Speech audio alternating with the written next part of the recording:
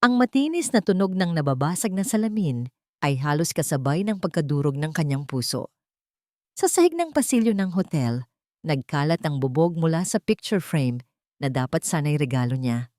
Sa gitna ng mga piraso, nakangiti pa rin ang larawan nilang dalawa ni Ralph. Isang alaala ng masayang araw sa tabing dagat, isang pangako ng habambuhay na pagmamahalan na ngayon ay isa na lamang kasinungalingan. Ilang oras lang ang nakalipas, ang mundong yon ay buo pa. Ang bango ng paborito niyang kaldereta ay pumupuno sa bawat sulok ng kanilang maliit na apartment. Maingat na inayos ni Abigail ang 2 plato sa mesa, kumpleto sa kandila at isang bote ng murang red wine. Anniversary nila. 3 years. At sa loob ng 3 buwan, ikakasal na sila. Napangiti siya habang pinagmamasdan ang engagement ring sa kanyang daliri. Kumikinang ito sa ilalim ng ilaw, isang simbolo ng lahat ng pangarap niya. Pangarap na binuo niya kasama si Ralph. Sa wakas, pagkatapos ng lahat ng paghihirap niya sa pag-aaral ng psychology, heto na ang gantimpala, isang matatag na career at isang lalaking nangako sa kanya ng mundo. Biglang tumunog ang kanyang cellphone. Si Ralph. "Love, sorry." Bungad nito at agad na kumunot ang noo ni Abigail. May kakaiba sa tono ng boses nito. Nagmamadali. "Tumawag si Sir. May biglaang emergency meeting. Baka malate ako ng sobra." "Ganun ba?" Sinubukan ni Abigail na itago ang pagkadismaya sa kanyang boses. "Okay lang. Maghihintay ako. Mag-iingat ka, ha?" "Okay, love. Babawi ako. I love you." "I love you too." Pagkababa ng tawag, napabuntong hininga na lang si Abigail. Trabaho na naman. Pero inintindi niya, para naman ito sa kinabukasan nila. Habang nagliligpit ng kaunti sa sala, napansin niya ang isang bagay sa ilalim ng sofa. Ang isa pang cellphone. Ang luma. Business phone ni Ralph. Madalas niya itong naiiwan. Kinuha niya ito para itabi ng bigla itong umilaw. Isang text message mula sa numerong hindi nakasave. Dahil sa kuryosidad, binuksan niya ito. "Nasa hotel na ako. Room 302. Dalian mo, miss na kita." Nabitawan ni Abigail ang cellphone. Nag-echo ang kalabog nito sa sahig, pero mas malakas ang kabog sa kanyang dibdib. Hindi. Hindi maari. Baka sa kliyente lang. Baka maling numero. Pero may nag-udyok sa kanya na tingnan ang mga naunang mensahe. At doon, gumuho ang mundo niya. Puno yun ng mga palitan ng matatamis na salita. Mga planong pagkikita. Mga litratong hindi para sa kanya. Ang pangalan sa dulo ng bawat mensahe ay parang punyal na sumaksak sa puso niya. Cindy. Ang pangalan ng sarili niyang kapatid. Nanginginig ang buong katawan niya. Hindi siya makahinga. Parang pinipiga ang puso niya sa loob ng isang bakal na kamay. Ang kapatid niya at ang mapapangasawa niya. Hindi siya nag-isip. Kinuha niya ang susi ng kotse, ang regalong hawak-hawak pa rin niya, at umalis. Ang tanging laman ng isip niya ay ang address ng hotel na nabanggit sa text. Bawat ilaw trapiko ay parang isang walang katapusang paghihintirap. Ang bawat busina ay parang sigaw sa loob ng kanyang ulo. Tinatawagan niya ang numero ni Ralph, ngunit hindi ito sumasagot. Tinawagan niya si Cindy, diretso sa voicemail. Nang marating niya ang hotel, hindi na siya nag-abalang magtanong sa front desk. Alam niya kung saan pupunta. Room 302. Habang paakyat sa elevator, para siyang lumulutang sa isang masamang panaginip. Sana mali siya. Sana pagdating niya doon, isa lang itong malaking pagkakamali. Sana may ibang paliwanag. Pero nang tumayo siya sa tapat ng pinto ng room 302, narinig niya sila. Ang halakhak ng kapatid niya. Ang boses ng lalaking pinangakuan niya ng habambuhay. Nawala ang lahat ng pag-aalinlangan. Napalitan ito ng isang matinding sakit. Isang sakit na mabilis na naging purong galit. Hindi na siya kumatok. Dahan-dahan niyang pinihit ang doorknob at bahagyang binuksan ang pinto. At doon, nasaksihan niya ang imaheng susunog sa kanyang alaala. habang buhay. Nakita niya ang damit ni Ralph na nakakalat sa sahig, katabi ng bestidang alam na alam niyang kay Cindy. At sa kama, ang anino ng 2 taong pinagkatiwalaan niya ng buong buhay niya. Isinara niya ang pinto nang walang tunog. Tumayo siya sa pasilyo, nanginginig, hindi sa sakit, kundi sa galit. Tinitigan niya ang hawak niyang regalo, ang picture frame na may ukit ng Ralph and Abigail forever and always. Isang tawang walang saya ang kumawala sa kanyang lalamunan. Forever. Sa isang iglap, ibinato niya ang regalo sa pader.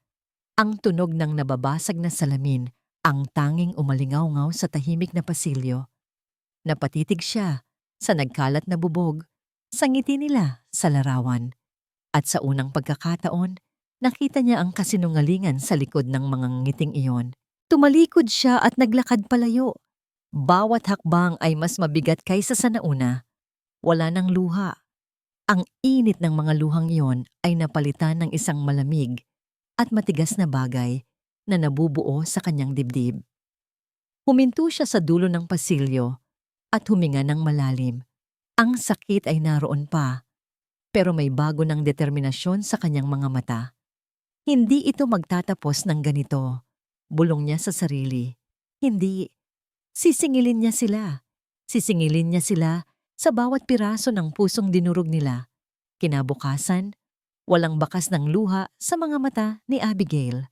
Ang pumalit sa sakit ay isang malamig na katahimikan, isang nakakakilabot na kalmadong nagbigay sa kanya ng lakas. Hindi siya pumasok sa klase. Sa halip, ginugol niya ang buong umaga sa pagtawag sa telepono. Ang boses niya ay malambing at puno ng kasabikan. Isang perpektong pagganap na kahit siya ay humanga. Tita, Tito, good morning po. May surprise engagement party po kami ni Ralph mamayang gabi. Opo, sa bahay lang po, para intimate. Sana po makapunta kayo. Hi, Bessie! Available ka ba mamaya? Please come, ha? Biglaan lang pero it will be fun. Sunod-sunod niyang tinawagan ang lahat ng mahahalagang tao sa buhay nila. Mga magulang nila ni Ralph, ang mga kaibigan, ang mga ninong at ninang na kinuha nila para sa kasal.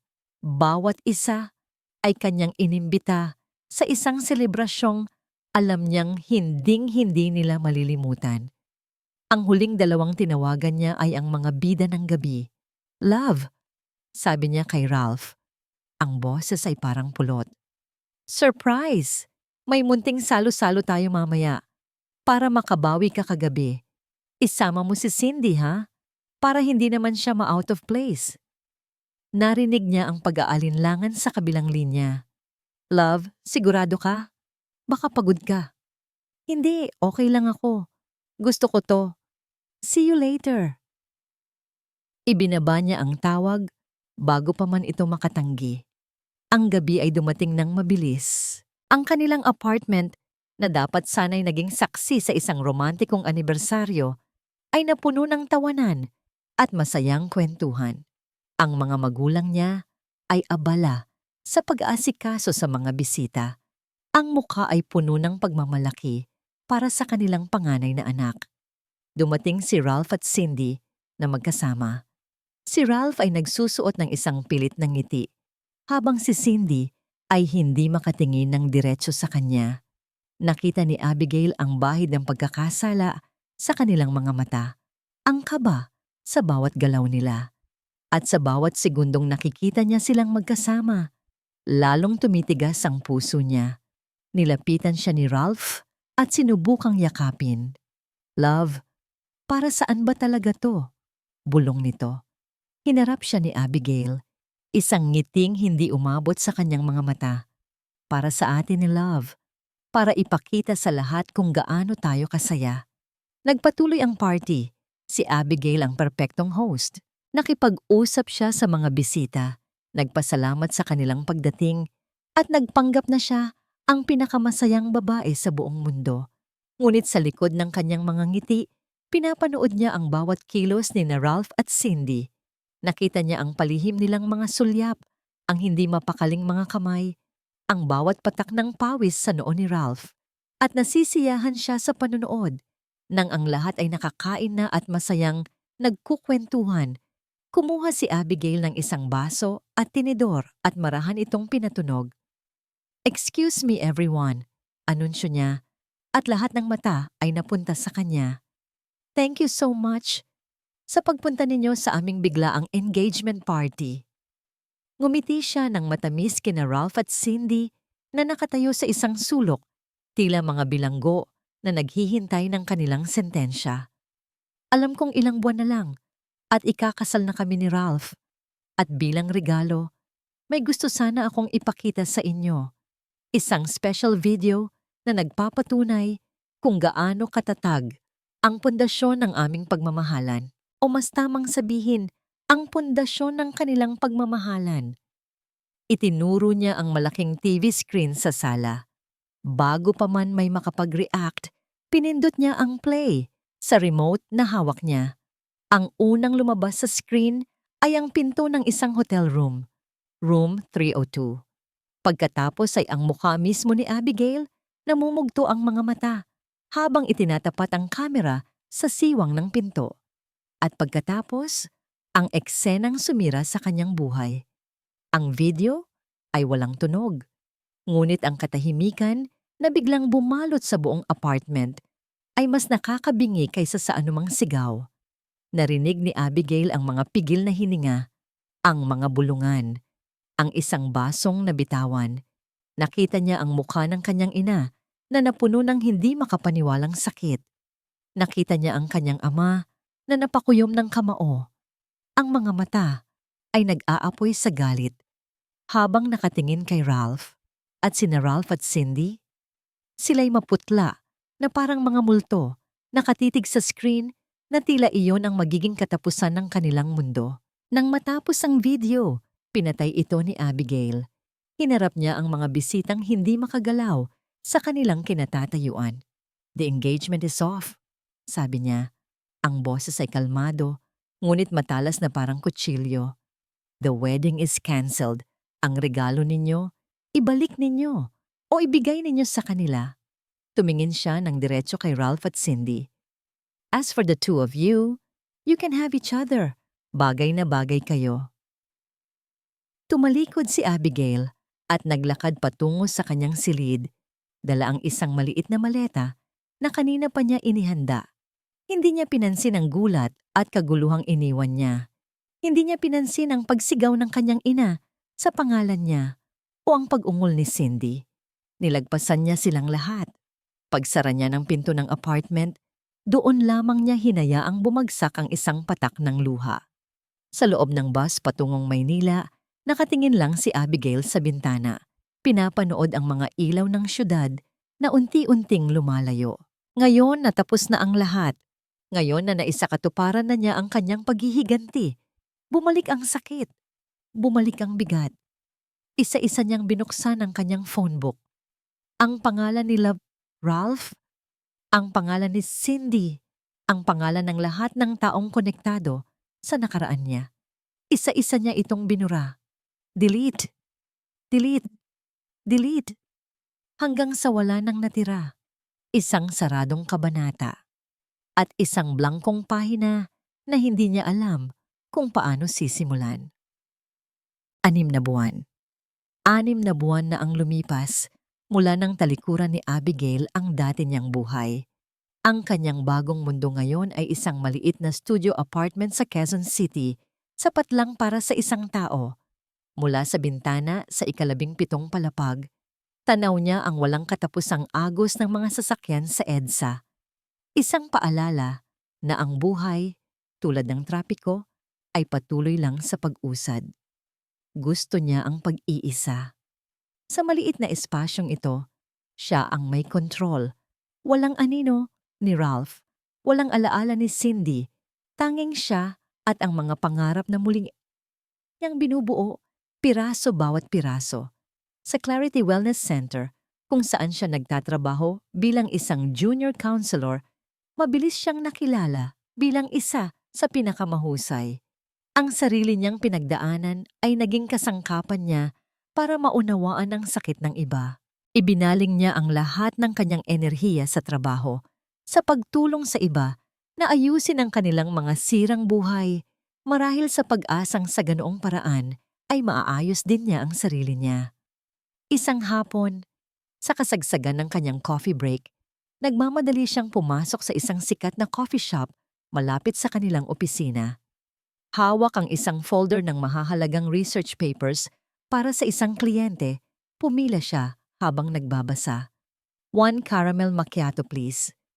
Nang humakbang siya pasulong, hindi niya napansin ang isang lalaking biglang lumingon mula sa counter. Nabunggo siya dito. Ay! Sa isang iglap, ang hawak nitong mainit na kape ay tumapon, diretso sa folder na yakap-yakap niya. Naku miss, sorry, sabi ng lalaki. Ang boses ay puno ng pag-aalala. Agad nitong kinuha ang panyo mula sa bulsa at sinubukang punasan ang nabasang folder. Pero huli na ang lahat. Ang mga dokumento sa loob ay basa na at may mantsa na ng kape. Shit! Mahinang mura ni Abigail, hindi sa lalaki, kundi sa sitwasyon. Ang mga papel na yon ay resulta ng isang linggong pagpupuyat. Miss, I am so sorry, sabi ulit ng lalaki. Tumingala si Abigail, handa nang magalit ngunit natigilan siya. Ang lalaki ay matangkad, maayos manamit sa isang business suit, at ang mga mata nito ay puno ng sinserong paghingi ng tawad. Hayaan mo, babayaran ko ang lahat ng nasira.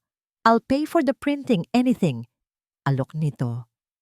Umiling si Abigail, ang pader, na matagal na niyang binuo sa paligid ng kanyang puso, ay agad na tumaas. Hindi. Okay na. Ako na ang bahala. Kinuha niya ang folder mula sa kamay nito. Ang tono niya ay malamig at walang emosyon. Pero miss, salamat na lang, sabi niya. Tinalikuran na ito at mabilis na lumabas ng coffee shop. Iniwan ang lalaking nakatanga at hindi alam ang gagawin. Pagbalik sa opisina, buong hapon niyang sinubukang ayusin ang mga nasirang papel. Kinailangan niyang ulitin ang ilan sa mga ito. Ang inis na naramdaman niya kanina ay napalitan ng pagod. Nang pauwi na siya, hinarang siya ng receptionist. Ma'am Abigail, may nagpadala po para sa inyo. Itinuro nito ang isang malaking basket ng puting rosas sa kanyang mesa. Nagtaka siya.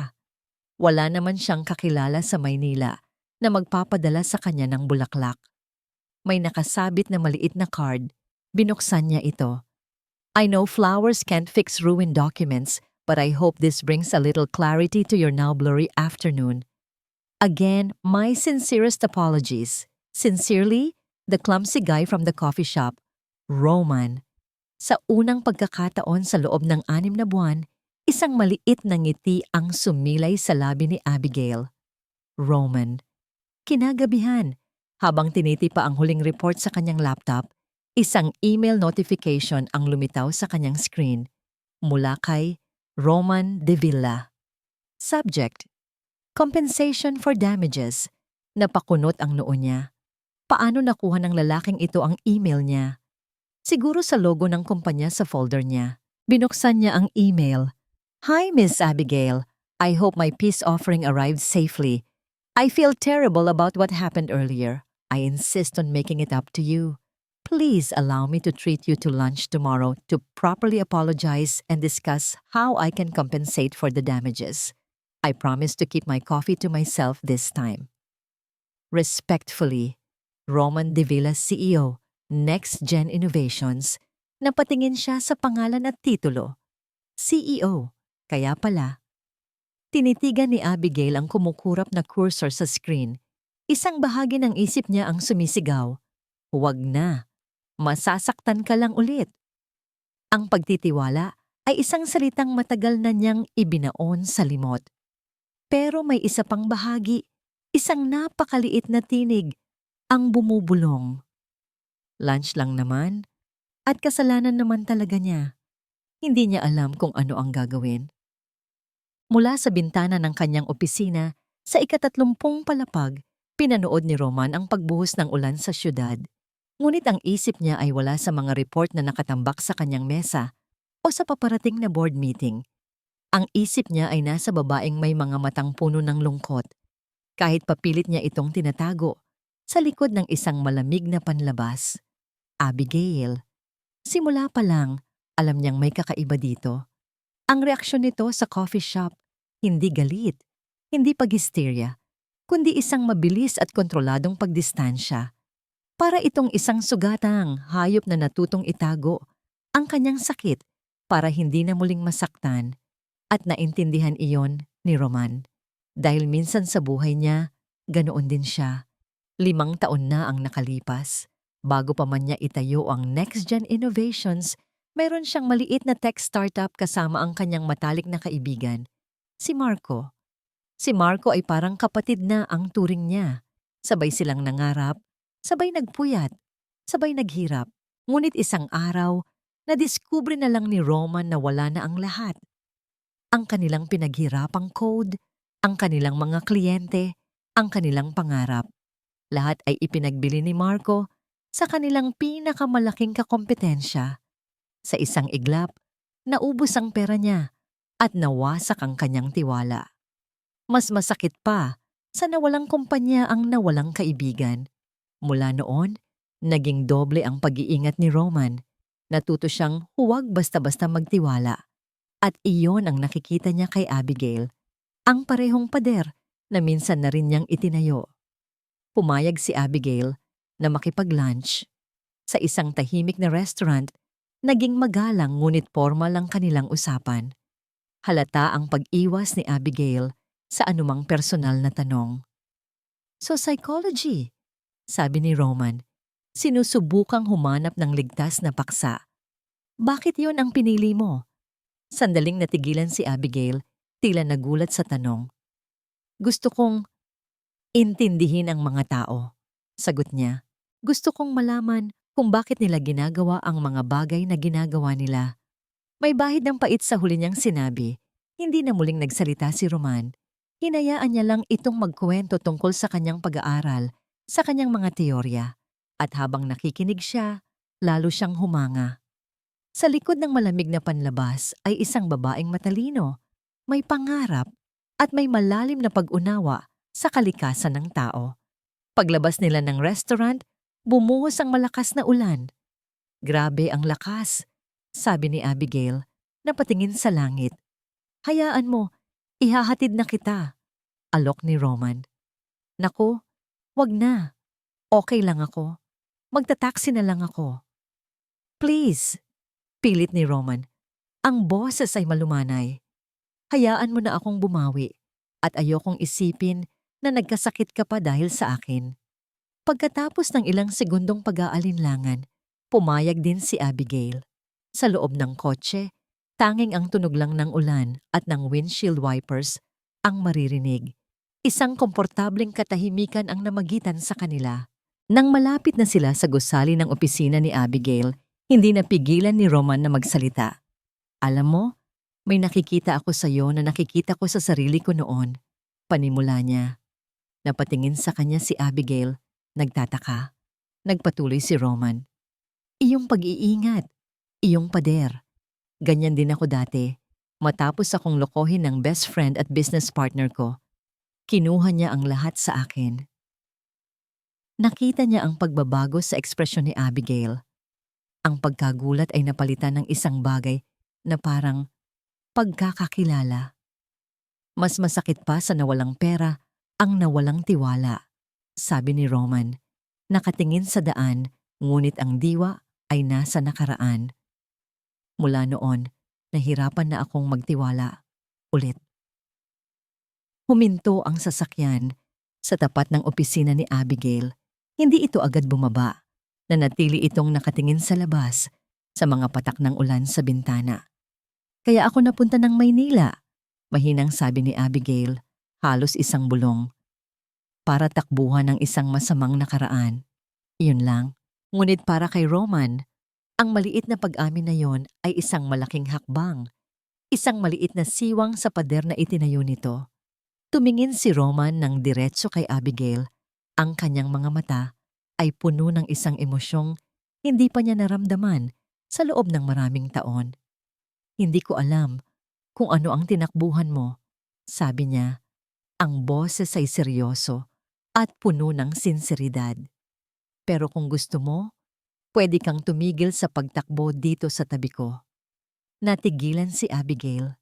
Ang mga salitang yon ay tumagos sa kanyang puso, isang alok ng kapayapaan na matagal na niyang hindi narinig.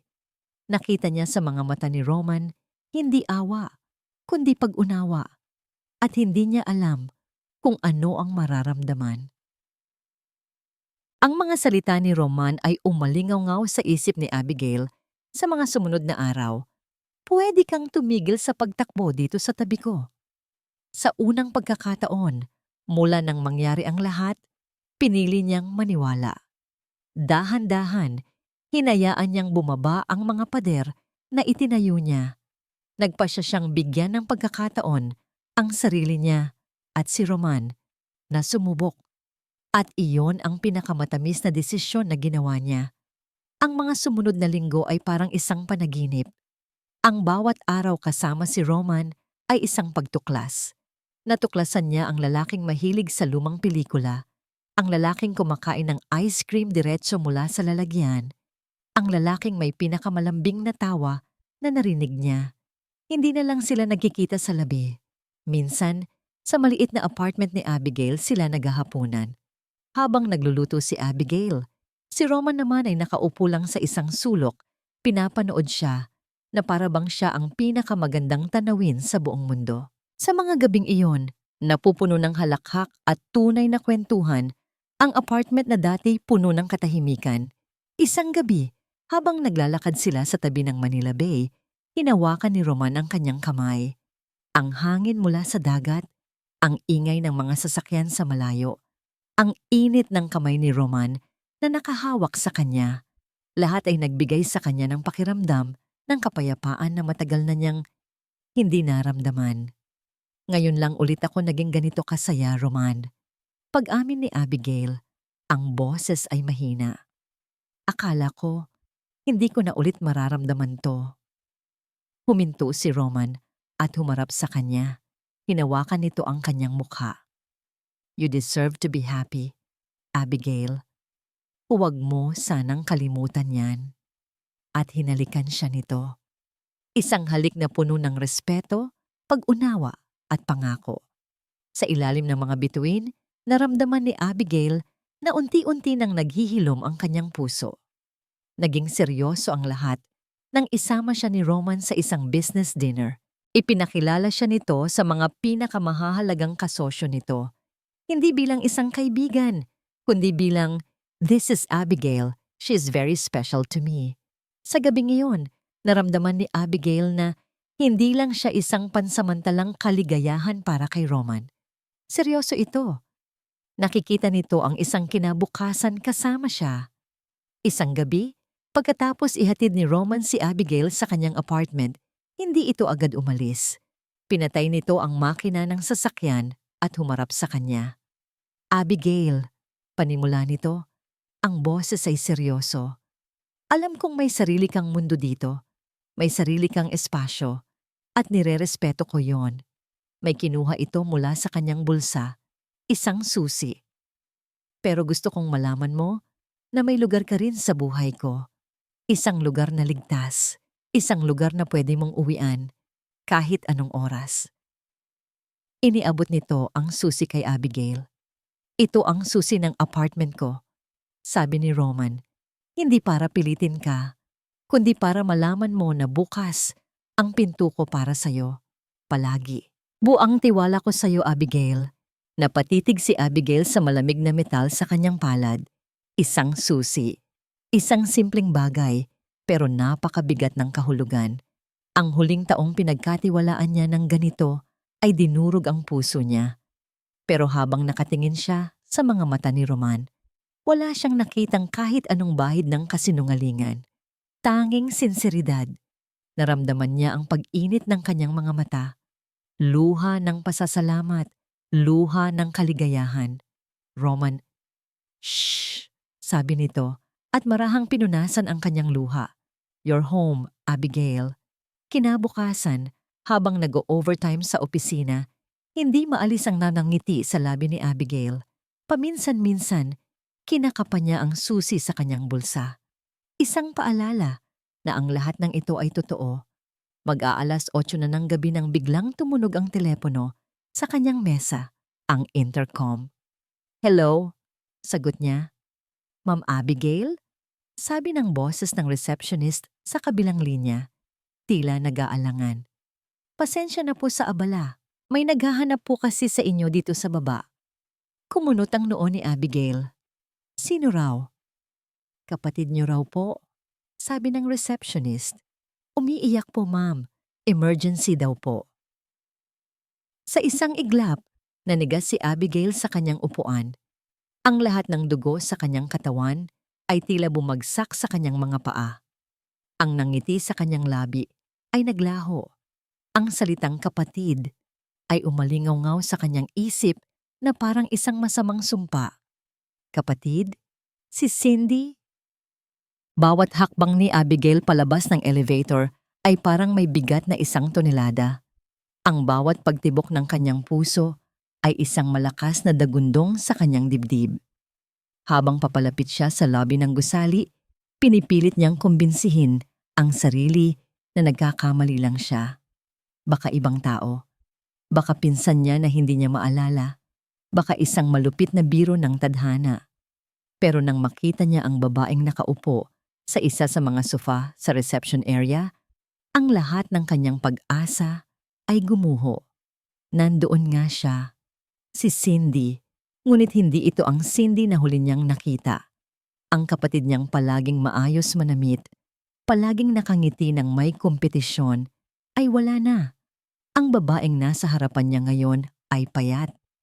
Ang kanyang buhok ay magulo, ang kanyang damit ay luma, at ang kanyang mukha ay puno ng mga bakas ng luha at desperasyon. At ang pinakagimbal sa lahat, ang malaking tiyan nito na hindi maitago ng kanyang maluwag na bestida. Buntis siya. Nang makita siya ni Cindy, agad itong tumayo. Ang mga mata nito ay nanlalaki, puno ng isang halo ng takot at kaunting pag-asa. "Ate." Ang salita ay halos hindi lumabas sa lalamunan nito. Nanatiling nakatayo si Abigail, mga 10 talampakan ng layo. Ang isip niya ay blangko. Ang tanging nararamdaman niya ay ang pamilyar na kirot ng pagkakanulo na bumabalik ng may doble-dobleng lakas. Parang binubuksan muli ang isang sugat na akala niya ay nagsisimula ng maghilom. "Anong ginagawa mo dito?" ang tanong ni Abigail. Ang boses ay walang emosyon, malamig na parang yelo. Muling bumagsak ang luha sa mga mata ni Cindy. Humakbang ito papalapit, ngunit umatras si Abigail. Ang bawat hakbang ni Cindy palapit ay parang isang banta sa kapayapaang 6 na buwan niyang pinaghirapang itayo. "Ate, tulungan mo ako." "Pakiusap." Pagmamakaawa ni Cindy. Ang boses ay basag. Isang tawang walang saya ang kumawala kay Abigail. "Tulungan? Matapos ang lahat ng ginawa mo, tulong ang hinihingi mo sa akin?" "Wala na akong ibang malalapitan, ate. Pinalayas ako nila mama at papa. Wala na akong pera." "Nasaan si Ralph?" putol ni Abigail. "Nasaan ang lalaking sinira mo ang buhay ko para sa kanya? Hindi ba't dapat siya ang kasama mo ngayon?" Napahagulgol si Cindy. "Wala na siya, ate. Iniwan niya ako." At doon, ikinuwento ni Cindy ang lahat. Pagkatapos ng gabing iyon ng eskandalo, bumagsak ang negosyo ni Ralph. Ang mga kliyente ay nawala. Ang mga utang ay nagpatong-patong. Nang malaman ni Ralph na buntis si Cindy, hindi ito natuwa. Sa halip, itinuring niya itong isa pang pabigat. Isang araw, umalis na lang si Ralph. Naglaho na parang bula. Iniwan si Cindy na mag-isa, walang pera, at dala-dala ang bunga ng kanilang pagkakamali. Habang nakikinig, walang kahit anong awa na naramdaman si Abigail. Tanging galit. Galit para sa kapatid niya na ngayon ay humihingi ng tulong. Galit para kay Ralph na duwag at walang pananagutan. At higit sa lahat, galit para sa sarili niya dahil nararamdaman niyang muli siyang hinihila pabalik sa bangungot na yon. Umalis ka na, mahinang sabi ni Abigail. Ate, pakiusap. Sinabi kong umalis ka na. Ang boses ni Abigail ay tumaas na at ilang mga taong dumadaan sa lobby ang napalingon. Wala kang kapatid na matatakbuhan dito. Pinatay mo siya noong araw na pumasok ka sa kwartong yon. Tinalikuran ni Abigail si Cindy, ngunit bago pa siya makahakbang, naramdaman niya ang pagyakap ni Cindy sa kanyang mga binti. Napaluhod ito sa sahig ng lobby. Ate, parang awa mo na. Kahit para na lang sa pamangkin mo. Wag na wag mong gagamitin ang batang yan, sigaw ni Abigail at marahas na inalis ang pagkakayakap ni Cindy. Wala akong pamangkin sa anak ng isang ahas. Ang mga salita ay lumabas sa kanyang bibig na parang lason, ngunit wala na siyang pakialam. Huwag ka nang magpapakita sa akin, kahit kailan. Naglakad palayo si Abigail nang hindi lumilingon. Iniwan niya ang kanyang kapatid na umiiyak sa sahig ng lobby. Nang makalabas siya ng gusali, sumandal siya sa pader at sinubukang habulin ang kanyang hininga. Ang puso niya ay kumakarera. Ang mga kamay niya ay nanginginig. Ang mundong binuo niya sa Maynila, ang kanyang ligtas na lugar ay bigla na lang gumuho. Ang multo ng nakaraan ay hindi lang bumalik. Nasa harapan na niya ito, buhay na buhay, at nagdadalang tao. Biglang may isang pamilyar na kotse ang huminto sa kanyang harapan. Si Roman. Nakangiti ito habang ibinababa ang bintana. Surprise! Susunduin sana kita. Masayang bati nito. Ngunit nang makita ang itsura ni Abigail, ang ngiti nito ay agad na nawala. Abigail, anong nangyari? Bakit namumutla ka? Nag-angat ng tingin si Abigail. Nakita niya ang nag-aalalang mukha ng lalaking nagbigay sa kanya ng pag-asa. Ang lalaking nagturo sa kanya na magtiwala muli. At sa sandaling iyon, hindi niya alam kung paano sasabihin dito na ang nakaraang pilit niyang tinatakbuhan ay hindi lang siya hinabol, naabutan na siya nito. Agad na ipinarada ni Roman ang kotse sa pinakamalapit na ligtas na lugar. Ang masayang plano niya na sorpresahin si Abigail ng hapunan ay naglaho na parang bula. Ang tanging mahalaga ngayon ay ang babaeng katabi niya, na tahimik na nakatingin sa labas ng bintana. Ang mukha ay blangko at walang mababakas na anumang emosyon. Abigail, please, kausapin mo ako. Pakiusap ni Roman. Ang boses ay puno ng pag-aalala. Sino ang kausap mo? Anong nangyari? Humugot ng isang malalim na hininga si Abigail, tila nag-iipon ng lakas. At dahan-dahan, nagsimula siyang magkwento. Sa loob ng sasakyan, sa gitna ng ingay ng gabi sa Maynila, inilahad ni Abigail ang lahat. Ang buong kwento.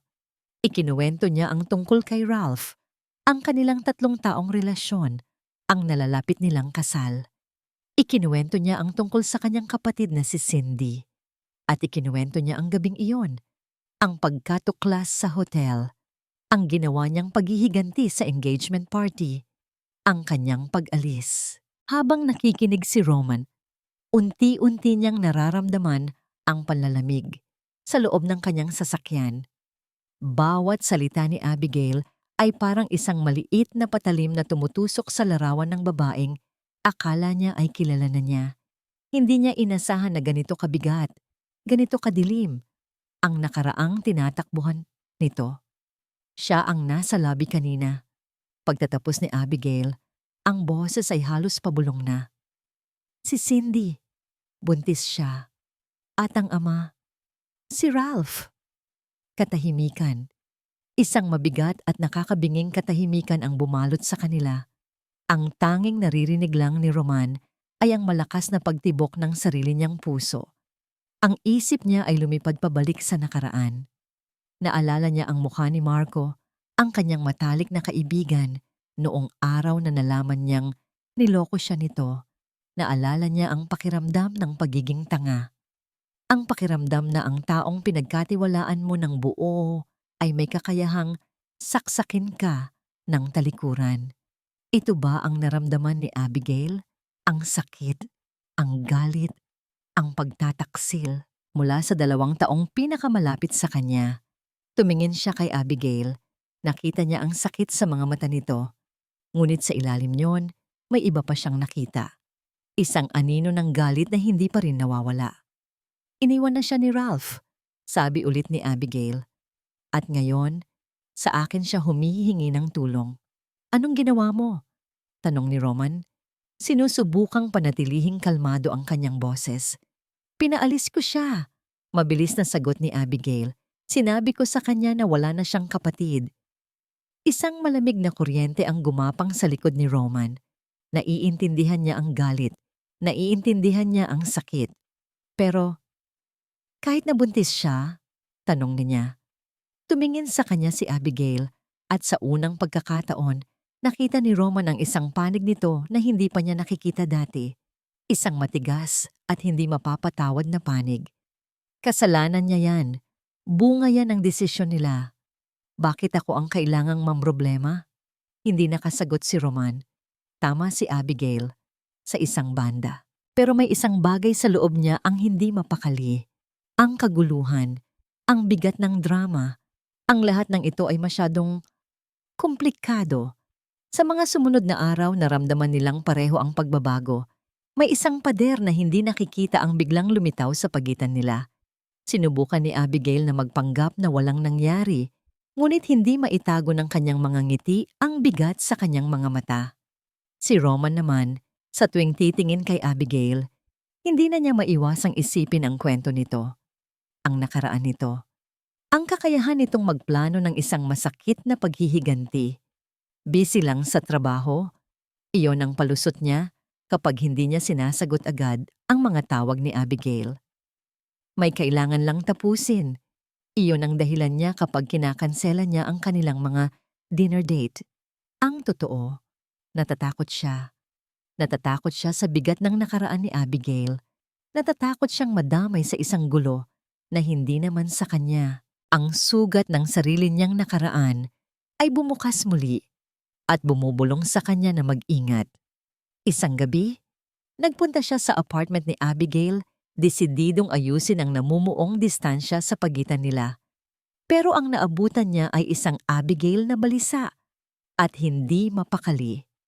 Kailangan ko ng panahon, Roman, sabi ni Abigail. Ang boses ay nanginginig. Panahon para isipin ang lahat.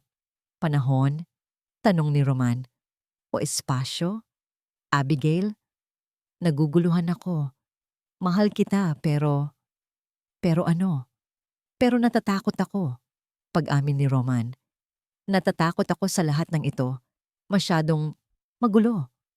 Ang mga salitang iyon ay parang isang sampal kay Abigail. Nakita niya ang sakit at pagkadismaya sa mga mata nito.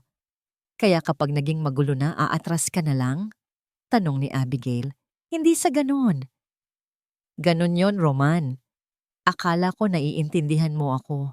Akala ko iba ka. Hindi na naghintay ng sagot si Abigail. Tumalikod ito at pumasok sa kanyang silid at isinara ang pinto. Naiwan si Roman na nakatayo sa gitna ng sala, nakikinig sa katahimikan.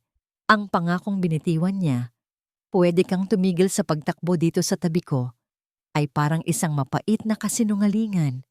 Dahil sa sandaling dumating ang multo ng nakaraan nito, ang unang ginawa niya ay ang umatras. Habang naglalakad palabas ng gusali, napansin ni Roman ang isang pamilyar na babae sa kabilang kalye, nakaupo sa bangketa sa ilalim ng isang poste ng ilaw. Mukha itong pagod at nilalamig. Buntis ito. Si Cindy! Bigla itong tumayo at nawalan ng balanse. Bumagsak ito sa semento. Napatigil si Roman. Ang isip niya ay sumisigaw na umalis na lang, na huwag nang makialam. Pero hindi kaya ng konsensya niya. Nagmamadali siyang tumawid ng kalsada. Ang tunog ng kanyang cellphone ang gumising kay Abigail mula sa isang mababaw at balisang pagkakatulog. Kinapa niya ito sa dilim. Nang makita ang pangalan ni Roman sa screen, isang kirot ang agad na gumuhit sa kanyang puso. Hello? Sagot niya, ang boses ay paos. Abigail! Ang boses ni Roman sa kabilang linya ay seryoso at hindi niya mabasa. Nasa St. Luke's ako? Agad na napabangon si Abigail. Bakit? Anong nangyari? Okay ka lang ba? Okay ako, sabi ni Roman. Pero kailangan mong pumunta dito. Kasama ko ang kapatid mo. Parang isang baldeng puno ng yelo ang ibinuhos sa kanya. Ano? Paanong nakita ko siyang hinimatay sa kalye? Paliwanag ni Roman.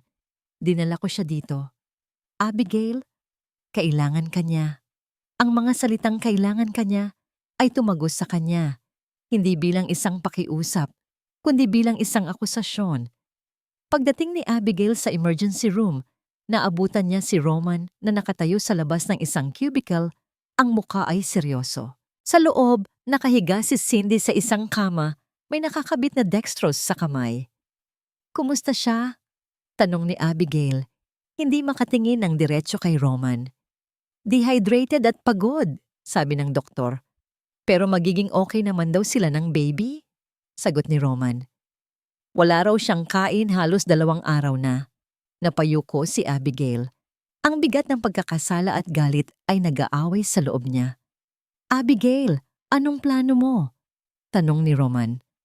Anong ibig mong sabihin? Hindi mo pwedeng iwan na lang siya basta-basta sa kalye, sabi ni Roman. May bahid ng frustrasyon sa boses. Nakita ko siya. Alam kong galit ka, pero ano? Roman? Biglang singhal ni Abigail, ang sakit sa kanyang puso ay lumalabas bilang depensa. Na dapat ako ang umako ng responsibilidad para sa pagkakamali nila? Na dapat kalimutan ko na lang ang lahat? Hindi yan ang sinasabi ko. Giit ni Roman, medyo tumataas na rin ang boses. Ang sinasabi ko, paano kung may nangyaring masama sa kanya? O sa bata? Makakatulog ka ba ng mahimbing? Ang tanong na yon ay sumampal sa kanya. Huwag mo akong husgahan, Roman. Wala kang alam sa pinagdaanan ko. Kaya nga, dahil hindi mo sinabi sa akin ang lahat, itinago mo ang nakaraan mo, at ngayong bumalik ito, nagugulat ka na hindi ko alam kung anong gagawin, sabi ni Roman. Ang sarili niyang takot mula sa nakaraan ay nagsisimula na ring magsalita. Ang kailangan ko ngayon ay suporta mo, hindi panghuhusga. Halos pasigaw na, sabi ni Abigail. Ang mga luha ay nagsisimula nang mamuo sa kanyang mga mata. Akala ko ba, titigil ako sa pagtakbo sa tabi mo? Pero bakit parang pakiramdam ko, tinutulak mo pa ako pabalik sa tinatakbuhan ko? Isang masakit na katahimikan ang namagitan sa kanila. Ang lahat ng hindi nila napag-usapan sa mga nagdaang araw ay sumabog sa loob ng malamig na pasilyo pamping ospital. Nang mailabas si Cindy, walang ibang pagpipilian si Abigail. Hindi niya kayang iwan ang kapatid niya sa kalye. Hindi kaya ng konsensya niya. Isinakay niya si Cindy sa taxi at dinala sa kanyang apartment. Ang biyahe ay puno ng katahimikan. Ang dating masayang apartment ni Abigail ay biglang naging isang kulungan. Ang hangin ay mabigat at halos hindi siya makahinga. Pinahiga niya si Cindy sa kama habang siya ay naglatag ng kumot sa sahig, walang nagsasalita. Ang presensya ni Cindy sa kanyang personal na espasyo ay isang palagiang paalala ng pagkakanulo. Nang gabing iyon, habang nakahiga sa sahig, nakatanggap si Abigail ng isang tawag mula sa isang numerong hindi rehistrado. Sinagot niya ito. Inaakalang baka si Roman. Hello? Sa wakas, sinagot mo rin. Nanigas si Abigail. Kilala niya ang boses na yon. Ang boses na minsan ay nagbigay sa kanya ng kilig at ngayon ay nagbibigay na lang ng pandidiri. Ralph? Sabi niya. Ang pangalan ay parang lason sa kanyang dila. Kumusta ka na, mahal ko? Sabi ni Ralph. May pang-uuyam sa boses.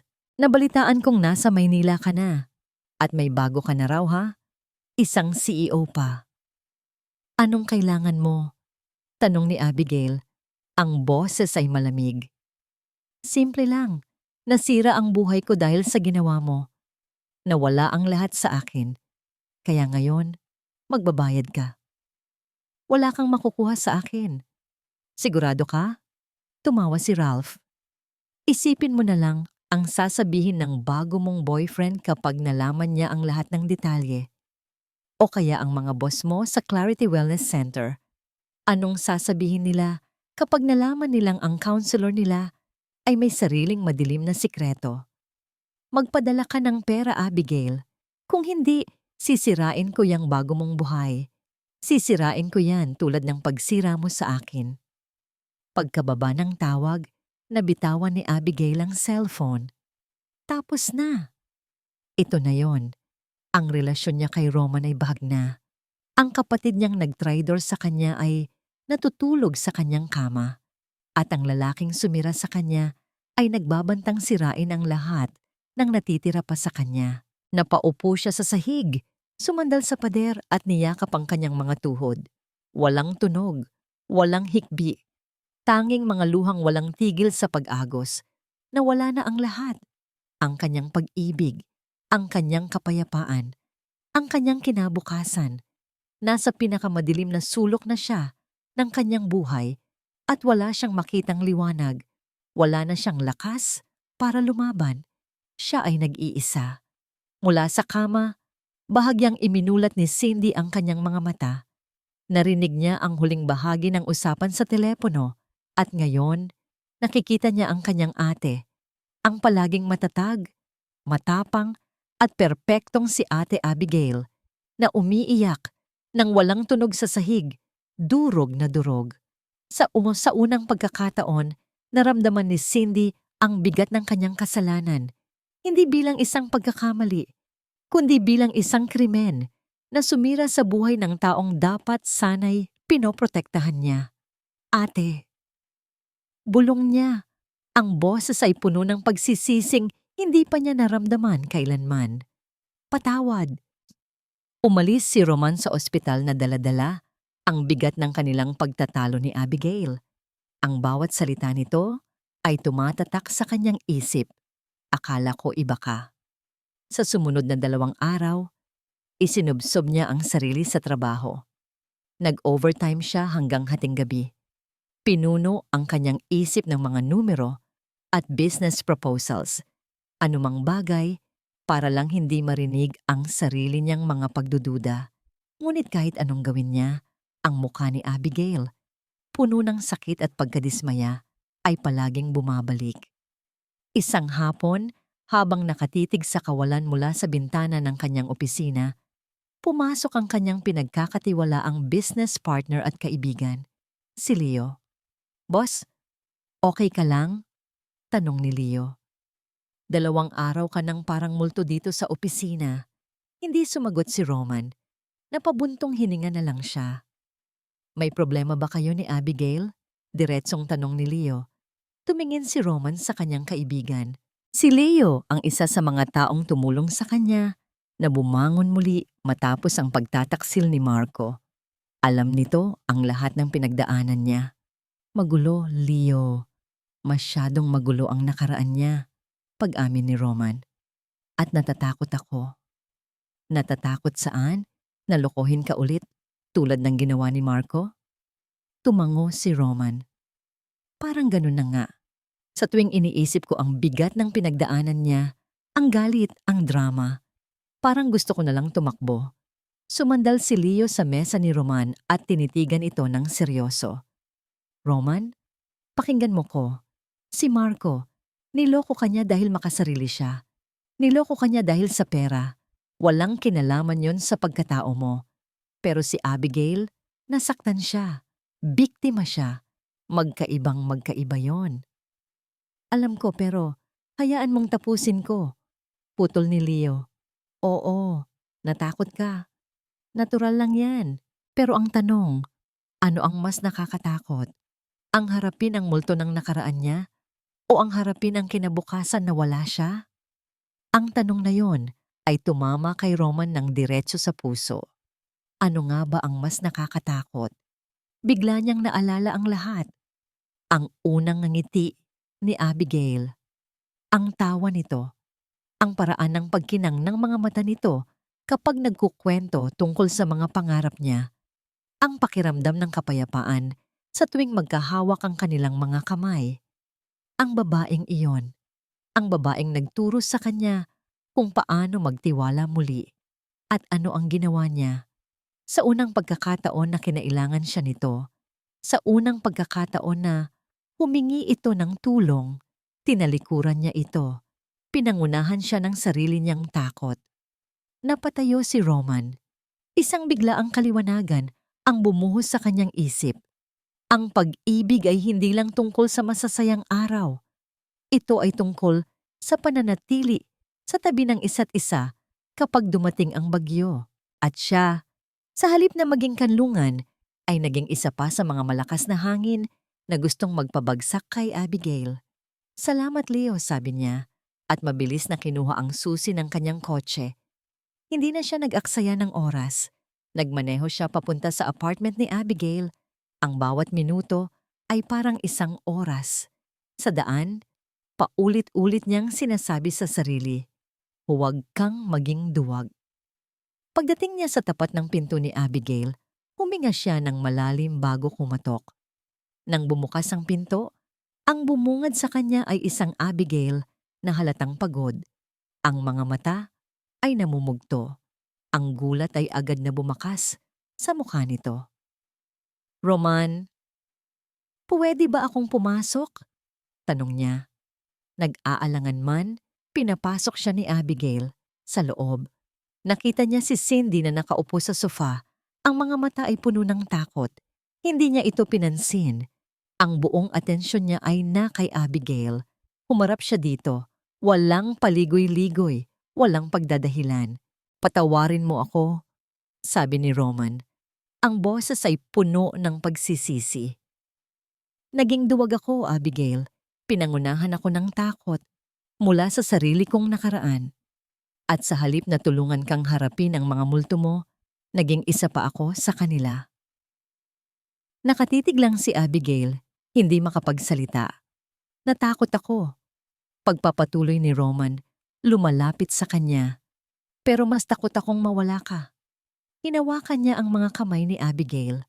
Malamig ang mga ito. "Hindi ko babawiin ang sinabi ko sa'yo. Dito ka sa tabi ko titigil sa pagtakbo.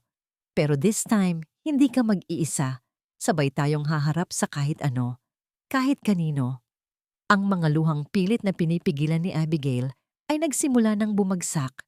Sa sandaling iyon, ang cellphone ni Abigail na nasa mesa ay biglang tumunog.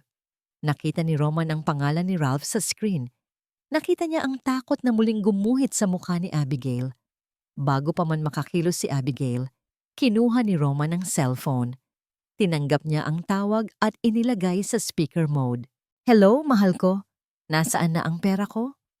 Ang mayabang na boses ni Ralph ang umalingaw-ngaw sa apartment. Tumingin si Roman kay Abigail, isang tingin na nagsasabing, "Ako na ang bahala." Itinapat niya ang telepono sa kanyang bibig. Ang boses ay kalmado, ngunit puno ng awtoridad. "Huwag mo na siyang guguluhin ulit." Isang sandaling katahimikan ang sumunod sa kabilang linya bago nagsalita si Ralph. "Sino ka?" "Ako ang taong sisigurado na hindi mo na siya kailanman magugulo pa," sagot ni Roman, at ibinaba niya ang tawag. Ang pagtawag ni Roman ay parang pagsusubo ng apoy sa galit ni Ralph. Para sa isang taong nawalan na ng lahat, ang paghamon sa kanyang pagkalalaki ang huling bagay na kaya niyang tanggapin. Nabulag sa galit at desperasyon, ginawa niya ang isang bagay na hindi pinag-isipan. Kinabukasan, sa Clarity Wellness Center, habang nasa kalagitnaan ng isang session, si Abigail, kasama ang isang kliyente, biglang bumukas ng malakas ang pinto ng kanyang opisina. Pumasok si Ralph. Ang dating makisig na lalaki ay mukha ng gusgusin. Ang mga mata ay namumula sa galit at amoy alak. "Abigail!" sigaw niya, at ang kliyente ni Abigail ay napatalon sa takot. Agad na tumayo si Abigail. "Ralph, anong ginagawa mo dito? Umalis ka." "Umalis? Matapos mong sirain ang buhay ko?" "Hindi." Sigaw niya pabalik, at ang atensyon ng mga tao sa labas ng opisina ay napunta na sa kanila. Nandito ako para sabihin sa lahat kung anong klaseng tao ka talaga. Lumabas ang manager ni Abigail, si Mrs. Santos. Sir, ano pong kaguluhan ito? Kung hindi po kayo aalis, tatawag po ako ng security. Tumawag ka, hamon ni Ralph. Para marinig din nila. Alam niyo ba na itong mahusay ninyong counselor, dinuro niya si Abigail, ay isang manggagamit at sinungaling? Ginamit niya ako para sa pera ko. At nang makuha niya ang gusto niya, itinapon niya ako na parang basura.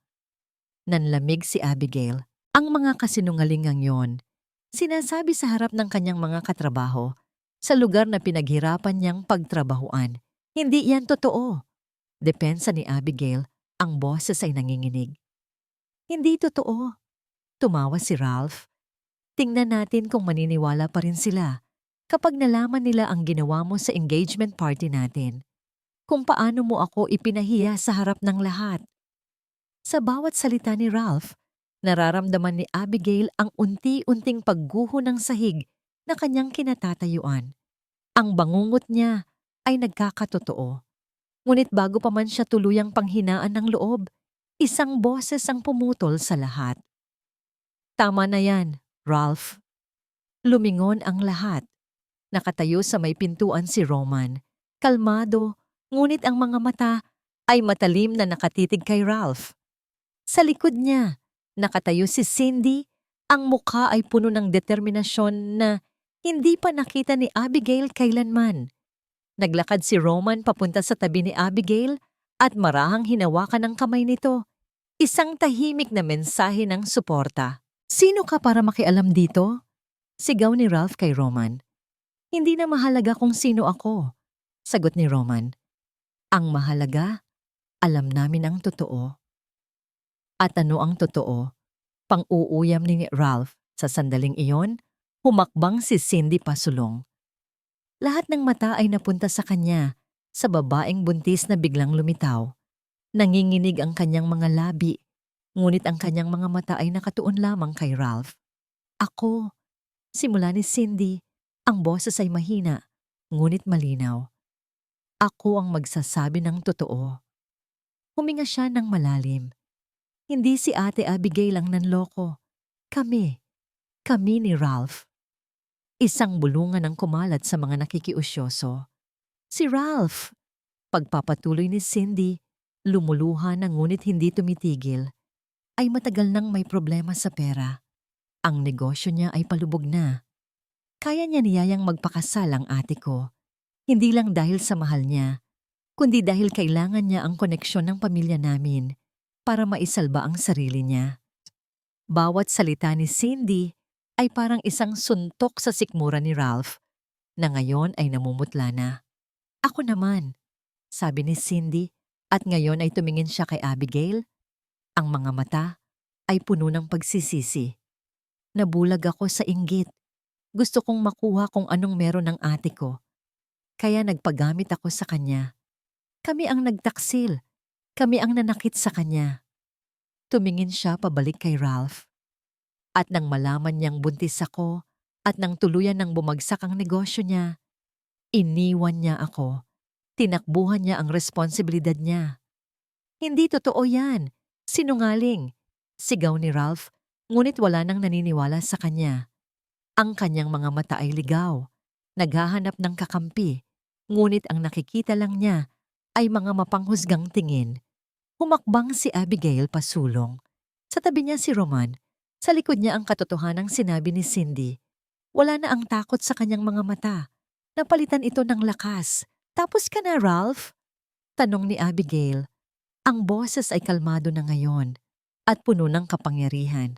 Wala ka ng kapangyarihan sa akin. Ang mga kasinungalingan mo, ang mga pananakot mo, wala nang epekto ang mga yan ang. Dumating ang dalawang security guard. Ma'am, tanong ng isa kay Mrs. Santos. Tumango si Mrs. Santos. Ang mukha ay puno ng pag-unawa para kay Abigail. Ilabas niyo na siya. Habang hinihila ng mga gwardya si Ralph, na nagpupumiglas at sumisigaw, ang huling tingin nito ay napunta kay Abigail. Ngunit ang nakita niya ay hindi na ang babaeng minsan niyang sinaktan. Ang nakita niya ay isang babaeng buo, matatag, at hindi na niya kayang sirain pa. Nang mawala na si Ralph at tumahimik na ang lahat, naiwan sa opisina sina Abigail, Roman at Cindy. Humarap si Abigail sa kanyang kapatid. Walang nagsalita. Ang tanging maririnig lang ay ang mahinang pag-iyak ni Cindy. Pagkatapos ng ilang segundong puno ng bigat, ang mga salitang matagal nang dapat sabihin ay lumabas din. "Patawarin mo ako, ate." Tinitigan ni Abigail ang kanyang kapatid, ang kapatid na nanakit sa kanya. Ngunit ngayon ay ang parehong kapatid na tumulong na palayain siya. Ang galit na matagal na niyang kinimkim ay unti-unting napapalitan ng isang bagay na mas komplikado. Isang bagay na parang pagod at kaunting awa. Hindi pa niya kayang magpatawad. Pero marahil ito na ang simula. Ilang buwan ang lumipas. Ang kaguluhang idinulot ni Ralph ay unti-unting humupa. Ngunit ang mga epekto nito ay nanatili. Nalaman ni Abigail na si Ralph ay nahaharap sa maraming kaso ng estafa mula sa mga dati nitong kliyente. Ang kanyang pagtatangkang sirain si Abigail ang naging huling pako sa kanyang ataol. Nakahanap ng hustisya ang batas sa paraang hindi kailanman inasahan ni Abigail. Sa Clarity Wellness Center, sa halip na masira ang kanyang reputasyon, lalo pa siyang hinangaan. Ang kanyang manager, si Mrs. Santos, ay personal na humingi ng paumanhin sa nangyari at pinuri ang kanyang katatagan. Ang kanyang pinakatinatagong kahinaan ay naging kanyang pinakamalaking kalakasan. Si Cindy ay nanatili sa apartment ni Abigail. Ang mga unang linggo ay puno ng awkward na katahimikan. Ngunit unti-unti, nagsimula silang mag-usap. Hindi tungkol sa nakaraan, kundi tungkol sa mga simpleng bagay. Sa pagkain, sa panahon, sa teleserye. Sa pamamagitan ng maliliit na pag-uusap na yon, dahan-dahan na itatayo muli ang tulay na minsan nang sinira. Isang gabi, inabutan ni Cindy si Abigail na nag-aaral para sa kanyang final exams sa kanyang master's degree. Inilapag ni Cindy ang isang tasa ng mainit na tsaa sa tabi ni Abigail. "Salamat," sabi ni Abigail, hindi tumitingin. "Ate," panimula ni Cindy, ang boses ay mahina. "Hindi ko inaasahan na patatawarin mo ako agad o kahit na mapatawad mo pa ako. Pero gusto ko lang malaman mo, araw-araw, pinagsisisihan ko ang lahat."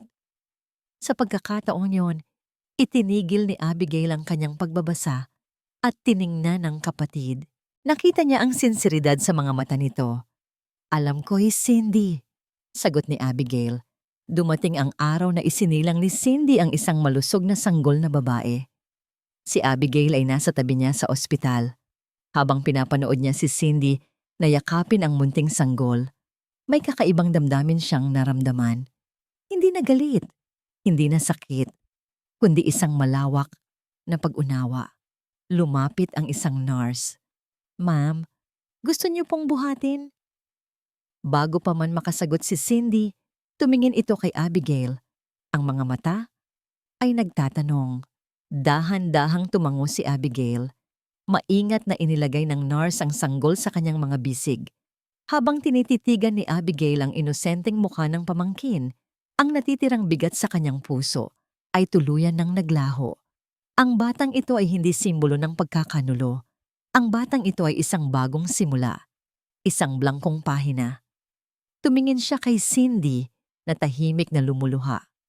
"Hindi ko makakalimutan ng sakit, Cindy," mahinang sabi ni Abigail. "Hinding-hindi, pero ngayon, pinipili kong palayain ang sarili ko mula sa galit." Hinaplos niya ang pisngi ng sanggol. Panahon na para magsimula ulit. Para sa kanya. 1 taon pa ang lumipas. Si Cindy, sa tulong ni Abigail, ay nakahanap ng isang maliit na apartment malapit sa kanila at isang disenteng trabaho. Nagsusumikap siyang maging isang mabuting ina. Ang relasyon nila bilang magkapatid ay hindi na kailanman magiging tulad ng dati. Ngunit meron na itong bagong pundasyon, respeto, pag-unawa, at isang mahirap na daan patungo sa pagpapatawad. Sa araw ng graduation ni Abigail, kung saan natanggap niya ang kanyang master's degree in psychology with honors, ang pinakamalakas na pumalakpak sa audience ay si Roman. Sa tabi nito ay si Cindy, karga-karga ang kanyang anak na si Aya. Pinaikli para sa salitang kapayapaan. Pagkatapos ng seremonya, dinala siya ni Roman sa lugar kung saan nagsimula ang kanilang pag-iibigan, sa tabing dagat ng Manila Bay. Habang pinapanood nila ang paglubog ng araw, hinawakan ni Roman ang kanyang mga kamay. "So, Master Abigail Reyes," sabi nito, may ngiti sa kanyang mga labi. "Ano nang susunod na plano?" Tumingin si Abigail sa kanya. Ang mga mata ay kumikinang, hindi dahil sa luha ng kalungkutan, kundi sa purong kaligayahan. Wala na ang bigat, wala na ang pader. Ang naroon na lang ay isang babaeng buo, isang babaeng naghilom, isang babaeng natutong magpatawad para palayain ang sarili. Ngumiti siya. "Kahit saan," sagot niya, "basta kasama ka." At sa paglubog ng araw, magkahawak kamay nilang sinalubong ang isang bagong simula. At dito nagtatapos ang kwento ni na Abigail at Roman. Mga minamahal kong tagapakinig, maraming salamat sa inyong walang sawang pagsubaybay at pagsama sa amin sa bawat kabanata ng kwentong ito. Habang isinusulat ko ang paglalakbay ni Abigail, kasabay ninyo akong nasaktan, nagalit at umasa. Naramdaman ko ang bigat ng kanyang pagkakanulo at pighati. At nasaksihan ko rin ang kanyang unti-unting pagbangon. Ang kwentong ito ay hindi lamang tungkol sa sakit, kundi tungkol sa pambihirang lakas na matatagpuan natin sa ating mga sarili sa mga pinakamadilim na sandali. Sana ay naiwan sa inyo ang mensahe na ang tunay na pagpapatawad ay hindi paglimot sa sakit, kundi isang desisyon na palayain ang sarili nating mga puso mula sa bigat ng nakaraan upang makahanap ng tunay na kapayapaan. Ipinapaalala rin nito na ang ating halaga ay hindi nasusukat sa pagkakamali ng iba, kundi sa kung paano tayo muling bumabangon at pinipiling magmahal muli. Ano ang pinakapaborito ninyong eksena? Anong aral ang inyong napulot sa kwento ni Abigail? Inaanyayahan ko kayong ibahagi ang inyong mga saloobin sa comment section sa ibaba. Nais kong marinig ang bawat isa sa inyo. Muli, mula sa aking puso. Taos-puso po akong nagpapasalamat. Hanggang sa ating muling pagkikita sa mga susunod pang kwento. Lagi ninyong tatandaan, bawat isa sa atin ay karapat-dapat sa isang masayang pagtatapos. Mag-iingat po kayo palagi.